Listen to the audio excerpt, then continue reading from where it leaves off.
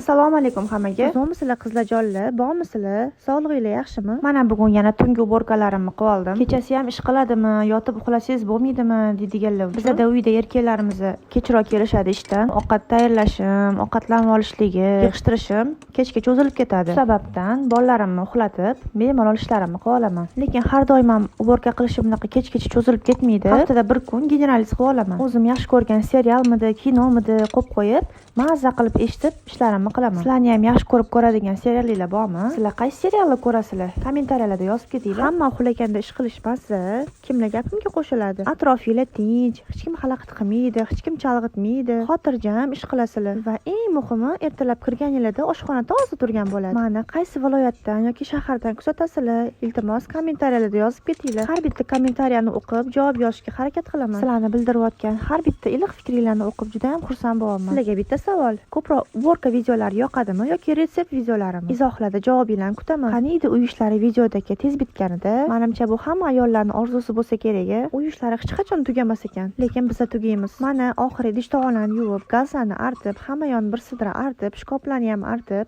pilsoslarni ham qilib oldim. Endi yotib uxlasam ham bo'ladi. Oshxonasi bardak bo'lsa, ko'ziga uyqu kelmaydiganlarni eshitamiz. Men ishimni tugatgunimgacha serialim ham tugadi, o'zim ham tugadim. Soat ham tungi 1 bo'pti, lekin ko'nglim xotirjam bo'ldi. Oshxonadan chiqsam, paxmog'im ham meni kutib o'tirgan ekan. Men uyimga kirib ketmagungacha uxlamay kutib o'tiradi. Xullas, hammaga xayrli tun, yaxshi dam olinglar.